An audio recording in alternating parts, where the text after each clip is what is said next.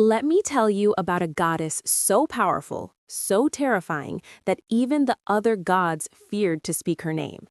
Ereshkigal, the queen of the dead, the lady of the great below. And here's what nobody tells you. She might be the most important deity you've never heard of. You want to know why? Because Ereshkigal represents everything our sanitized, Disney-fied versions of mythology try to hide. Death, rage, the absolute refusal to play nice. She's not some gentle mother goddess or a sexy love deity. She's the cosmic no. She's the line you don't cross. And the fact that her story has been buried, forgotten, pushed to the margins, that tells you everything about what makes us uncomfortable. So let me take you back. Way back. We're talking about ancient Sumer, around 3000 BCE, maybe earlier. Before the Greeks, before the Egyptians got really cooking, the Sumerians are building the first cities, inventing writing, and creating a religious cosmology so sophisticated it'll make your head spin. And at the heart of their underworld, in a place called Kur, or Irkalla, sits Ereshkigal, on her throne. Now here's the first thing you need to understand. Ereshkigal wasn't born to rule the underworld. She was banished there. Think about that. According to the myths, she was dragged down to the land of the dead, possibly by the dragon Kur, and forced to become its queen. She didn't choose this. It was exile, imprisonment. And yet, she transformed that prison into her kingdom, her absolute domain where even the gods couldn't touch her. That's power. That's taking your worst nightmare and making it your empire. But here's where it gets really interesting. The most famous story about Ereshkigal is the descent of Inanna. And I need you to pay close attention because this isn't just a story. It's a psychological map, a shamanic journey, and a power struggle all rolled into one. Picture this. Inanna, the goddess of love, beauty, sex, war, and everything bright and shiny in the upper world, she decides to visit the underworld. Why? The texts say she wants to attend the funeral of her sister's husband, the Bull of Heaven. But let's be real. Inanna wants to expand her territory. She's already the queen of heaven and earth. Now she wants the underworld too. Classic imperialism. So Inanna descends. She approaches the 7 gates of the underworld, each one guarded, each one demanding a price. At the first gate, she removes her crown. At the second, her lapis lazuli necklace. At the third, her royal robe. Gate by gate, piece by piece, she's stripped of everything that makes her powerful, everything that defines her identity. By the time she reaches Ereshkigal's throne room, Inanna is completely naked, powerless, vulnerable. And what does Ereshkigal do? She kills her. Just like that. The Anuna, the 7 judges of the underworld, they pronounce judgment and Inanna's corpse is hung on a hook on the wall like a piece of meat. Now, here's what blows my mind about this. Ereshkigal doesn't kill Inanna out of jealousy or spite. She kills her because those are the rules. In the underworld, you don't get to keep your crown. You don't get to be special.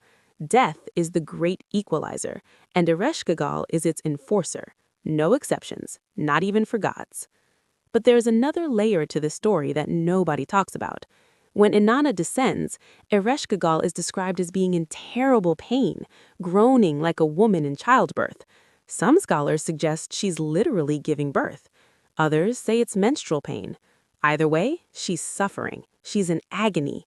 And her sister shows up at exactly that moment, demanding entry, demanding attention.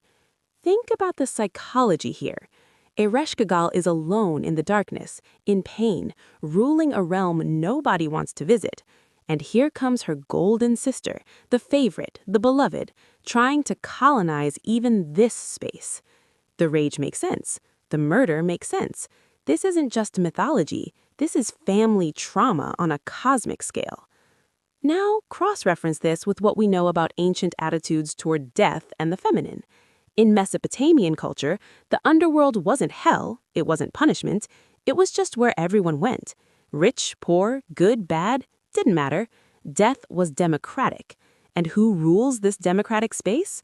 A goddess. Not a god, a goddess. Compare that to later mythologies. the Greek Hades, the Christian Satan, the Norse Hell. Notice the pattern? As patriarchal structures solidify, male figures increasingly dominate the underworld narrative. Ereshkigal gets written out, replaced, forgotten. Why? Because a powerful female figure who can't be controlled, who exists outside the normal hierarchies, who says no, even to other gods, that's dangerous. Let me jump to another text, Nergal and Ereshkigal. This one's wild.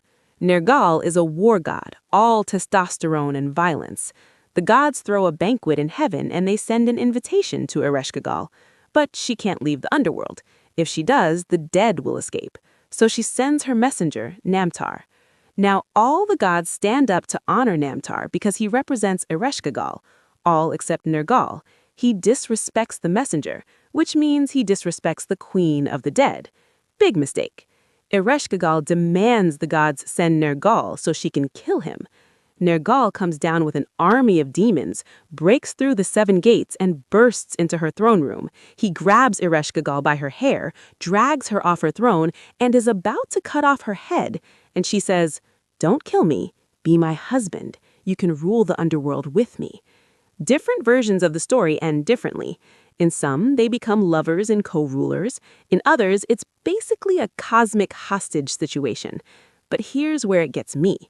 Even in this story of domination, Ereshkigal negotiates. She doesn't beg, she offers a deal. She transformed what could be her death into a partnership on her terms. That's not weakness, that's strategy. Now, I want you to do something for me. Research the archaeological evidence for Ereshkigal worship. Look at the actual cylinder seals, the temple inscriptions, the prayers. You'll find something fascinating. They were invoked in curses, in oaths, in moments of absolute desperation. People called on Ereshkigal when they wanted justice that the upper world couldn't provide. She was the court of last resort. There's a Sumerian proverb that goes, "The palace is in the city, but the grave is in the steppe." Meaning what? That no matter how powerful you are in life, Ereshkigal gets you in the end. That's not a threat. That's a fact, the ultimate fact. And here's where this connects to something bigger, something that cuts across cultures and time periods. Every civilization has to deal with death. Every religion has to create a cosmology that makes death meaningful, or at least bearable. But Ereshkigal's realm doesn't promise anything. It doesn't offer reward or punishment. It just is. Its existence stripped of everything except existence itself.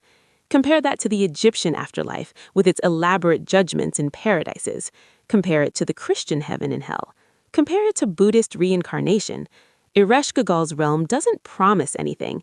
It doesn't care about your morality or your faith. It just receives you, everyone, equally.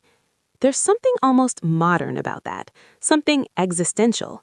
Ereshkigal is the goddess of the great inevitable, the force that no prayer can bend, no sacrifice can appease. She is, in a very real sense, the personification of reality itself. So why does this matter? Why should you care about some ancient Mesopotamian goddess of the dead? Because Ereshkigal represents the parts of existence we spend our entire lives trying to avoid. The darkness, the endings, the losses that can't be recovered. And yet, she also represents sovereignty in that darkness. She took a prison and made it a throne. What are we not seeing when we erase goddesses like this from our cultural memory? What are we teaching ourselves when we prefer gods of light, hope, resurrection, and redemption, but forget the deities of necessary endings? I'll tell you what I think. I think we're lying to ourselves.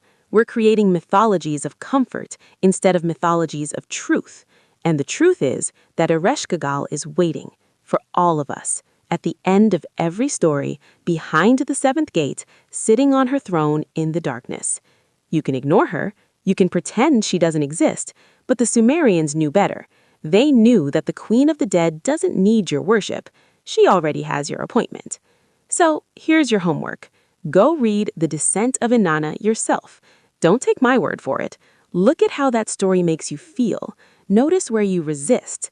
Notice what scares you. Because that resistance, that fear, that's Ereshkigal teaching you something about yourself. And maybe, just maybe, Start asking why our modern world is so obsessed with avoiding death that we've forgotten how to have a relationship with it. Ereshkigal knew, the Sumerians knew, we've forgotten. But she remembers. Trust me, she remembers everything.